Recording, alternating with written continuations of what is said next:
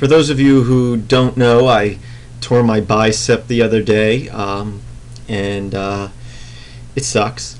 But I wanted to show you guys something I'm looking at here. I went and got x-rays taken at the hospital, and I have to bring them to my doctor, and they gave me a CD. So I decided to look at what's on the CD, and there's a folder on the CD that was labeled DICOM. DICOM. I don't know if you say it or say the letters. Anyway, what it stands for is Digital Imaging and Communications in Medicine. It's a standard for digital imaging such as x-rays and MRIs and other types of digital medical images. And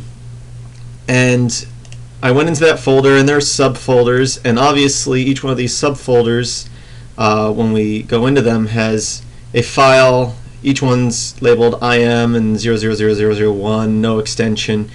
So I know these are the x-rays, but I was like, how do I open them? Luckily, Linux is used in the medical field a lot. A lot of hospitals use it. So I knew there were a lot of tools for this sort of thing. So I decided to see what was free and open source and available for my computer. First one I found is called XMedCon. So I just went straight to the x-ray file, and that's my elbow right there and my torn bicep. And this is a very simple program. Lets you open up the x-rays one at a time. You can zoom in if you want. If you look at the side here, there's a grayscale bar. If you click on that, you can choose to invert it. So if you want to look at a negative of the x-ray, if you want to look at a rainbow of the x-ray, which is pretty cool looking. If you wanted to see a combined grayscale and X-ray, or sorry, grayscale and rainbow, and then there's a hot metal option, which is pretty cool looking. So that's a simple little program. What's also nice about this program is it lets you export to a lot of other formats. So if you have other viewers, you can export it, and you can also export as a PNG, which is like a GIF file, or not a GIF file, a JPEG file. So it's just an image file. So I could export that and send it out for other people to view, which I will probably do. So that's a simple little program. I've only been playing with these programs for a few minutes, so I don't know if there's more. I haven't really played around too much. You can flip the image, and there's some other options in here. I don't really know what they do. So play around with more. If I see anything cool, I'll let you guys know. But that program's called XMedCon. And another program I found was called, I don't know if I'm pronouncing this right, it's spelled AESKULAP. So Ascalep, whatever. This program, it wouldn't open the files off the CD. I had to copy them to my hard drive first, just because I think it has to make some temporary files in directory. But as soon as I did, I was able to click on what's called a DICOM DIR file, which actually contains the information for all the different x-rays, so I can open them more than one at a time. So it brought up this little menu here. One says my left elbow, and the other one says my humerus left. So I can double click on that, and it's going to open up all the x-rays in that category, which I actually already have open right here. And you can see it opens up in a split screen view, which I can also change how it's split, or I can zoom in on one.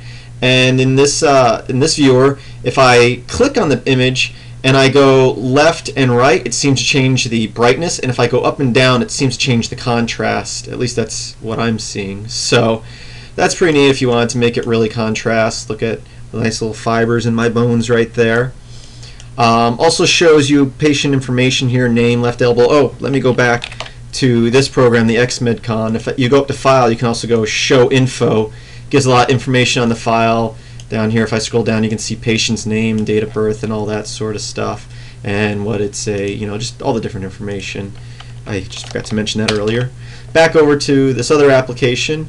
So this program's neat because it lets you view the multiple x-rays all at once on the same screen and quickly switch between them, and gives you little measurement bars off to the side here.